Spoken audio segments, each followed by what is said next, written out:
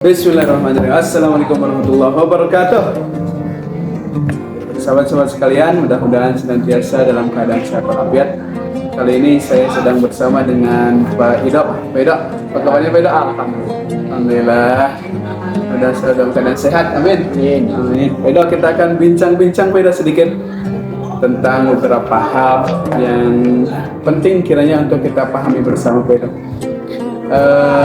Mau tanya tentang ini Pak Ido, tentang konsep keberkahan. Dalam Islam kadang kita dengar dengan konsep keberkahan. Apa sih sebenarnya berkah itu Pak Ido? Berkah menurut Imam Ghazali ialah ziyadatul khair, bertambahnya kebaikan. Nah, di dalam keberkahan ini hanya Allah saja yang mampu memberikan keberkahan tersebut. Kunci utama mendapatkan berkah adalah istiqomah. Masya Allah. Istiqomah. Betul. Berkelanjutan gitu. Ya. Baru turunlah berkah. Betul. Kalau kita tarik kepada tadi kan banyaknya kebaikan-kebaikan berkah itu.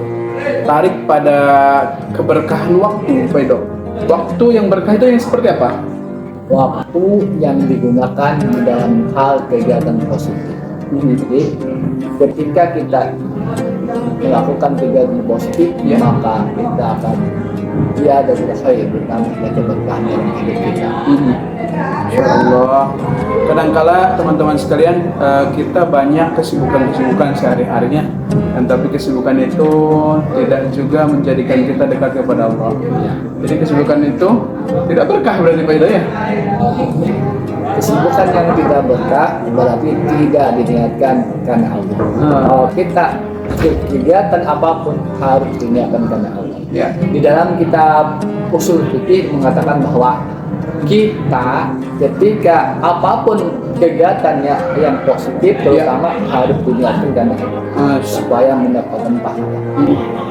Kalau Islam sendiri melarang nggak Pedo untuk kita berkesibukan gitu sehari-hari? Islam tidak melarang.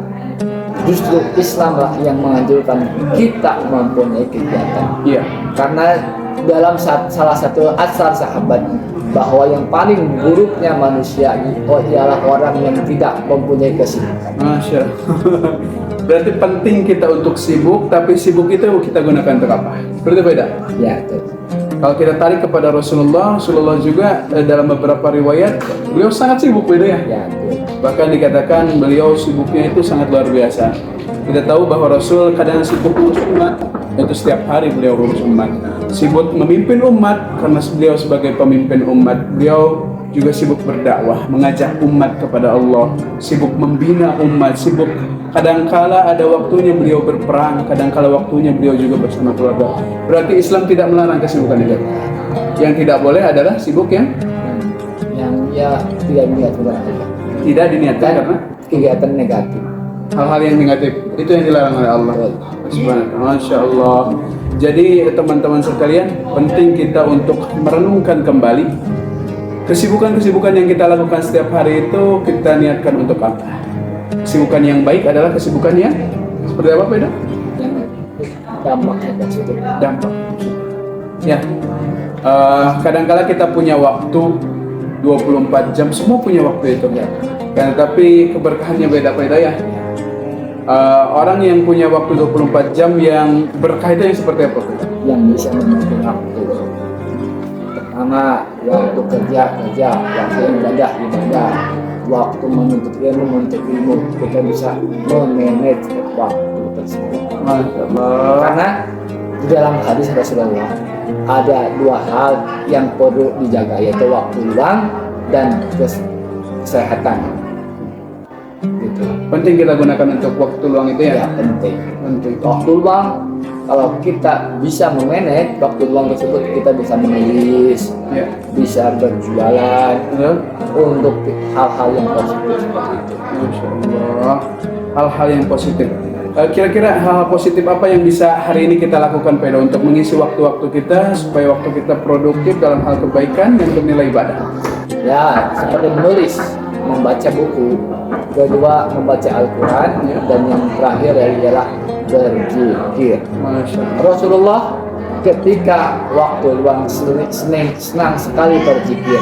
Karena bibirnya orang yang sering berzikir itu disukai oleh Allah.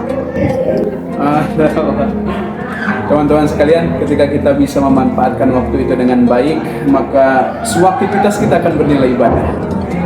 Sehingga aktivitas yang bernilai ibadah itu yang akan menjadi bekal kita menghadap kepada Allah Subhanahu. Oleh sebab itu, jangan sampai kita nanti berpulang kepada Allah, kita sibuk di dunia, akan tetapi tidak bernilai ibadah karena tidak diniatkan karena Allah.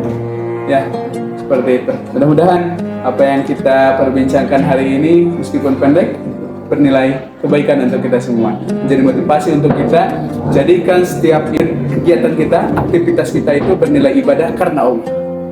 Itu yang membedakan kita dengan yang lainnya. Terima kasih Pak Idot untuk waktunya. Terima kasih atas ilmunya. Mudah-mudahan Pak Idot senantiasa dalam keadaan sehat.